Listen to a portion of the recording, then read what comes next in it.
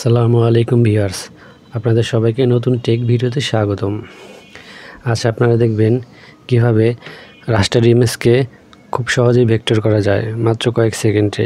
আমরা রাস্টার ইমেজকে ভেক্টর করব যাতে নিজের ইচ্ছা মতো একে কাস্টমাইজ করা যায় এবং যে কোনোভাবে আপনি এটা ব্যবহার করতে পারেন। যদি এখনও আপনারা আমাদের চ্যানেলকে সাবস্ক্রাইব না করে থাকেন, প্লিজ সাবস্ক্রাইব করে এবং পাশের বেল বাটনটি অন করে দিন। তাহলে শুরু করি আজকের ভিডিও। প্রথমে আপনার ইলাস্ট্রেটর সফটওয়্যারে যেতে হবে। ইলাস্ট্রেটর যে একটা পেজ নিতে হবে। পেজ নেওয়ার পরে আপনি যে ইমেজটাকে ভেক্টর করবেন সেই ইমেজটা সিলেক্ট করে প্লেসে ক্লিক করবেন বা ওপেনে দেবেন। প্লেসে ক্লিক করলাম, দেখেন আমাদের এক কালারের একটা লোগো চলে আসলো। অ্যাডোবির একটা লোগো নিয়ে আসলাম। রাস্টার ইমেজকে আপনি দুইভাবে ভেক্টর করতে পারেন। প্রথমে আমরা অবজেক্টে যাব। অবজেক্টে যাওয়ার পরে ইমেজ ট্রেস থেকে মেকে ক্লিক করব।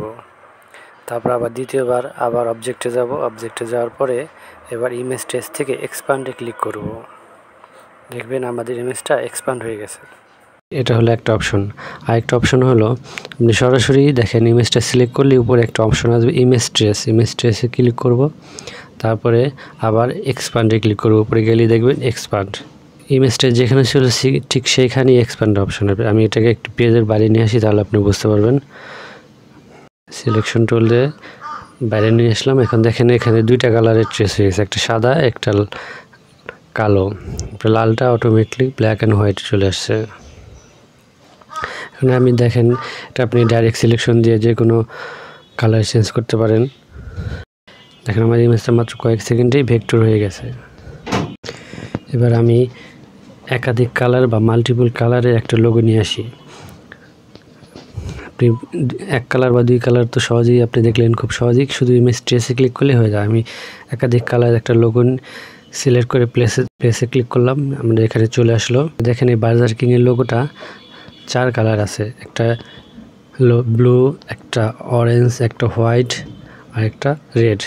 তো এই 4 কালারের ইমেজকে কীভাবে ট্রেস করা যায় দেখি। ইমেজ ট্রেসে দিলে দেখেন অটোমেটিকলি ব্ল্যাক অ্যান্ড হোয়াইট চলে আসে।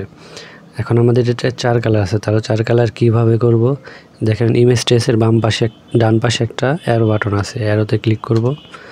অ্যারোতে ক্লিক করলে দেখবেন এখানে হাই, লো, 3 colour, 6 colour, 16 colour, shades, grey ইত্যাদি কালার আছে, ইত্যাদি অপশন আছে। আপনি আপনার লোগোতে যে কয়টা কালার সেই কয়টা কালারের অপশনে সিলেক্ট করবেন বা তার একটু বেশি করবেন, তাহলে খুব সহজেই এবং অ্যাকচুয়াল আপনার ইমেজটা ট্রেস হয়ে যাবে। আপনার যেই কালারগুলো আছে সেই একই কালার চলে আসবে। দেখেন আমাদের ইমেজটা ট্রেস হয়ে গেল। এক্সপ্যান্ডে ক্লিক করলাম, ট্রেস হয়ে গেল এবং ডাইরেক্ট সিলেকশন করে বাইরের হোয়াইট কালারটা ডিলিট করে দিলাম।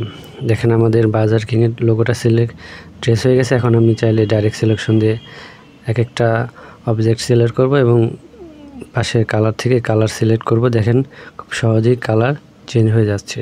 তো এইভাবে আপনি বিভিন্ন মাল্টিপল কালারের লোগোকে আপনি ট্রেস করতে পারবেন।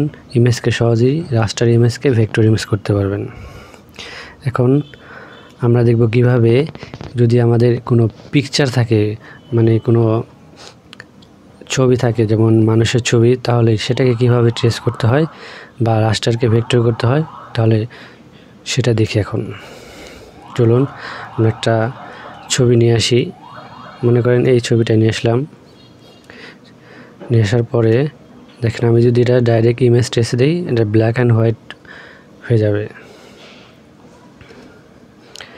ব্ল্যাক অ্যান্ড হোয়াইট হয়ে গেল।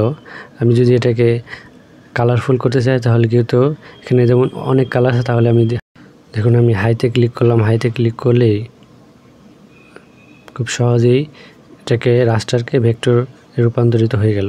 সো ভিউয়ার্স, এভাবে আপনি যে কোনো ইমেজ বা ছবি, মানুষের ছবি বা লোগো, রাস্টার ইমেজকে খুব সহজেই ভেক্টর করতে পারবেন। সো ভিউয়ার্স, আমাদের ভিডিও ভালো লাগলে লাইক, কমেন্ট এবং শেয়ার করুন। আর যদি সাবস্ক্রাইব না করে থাকেন প্লিজ সাবস্ক্রাইব করুন এবং পাশের বেল বাটনটি অন করে দিন।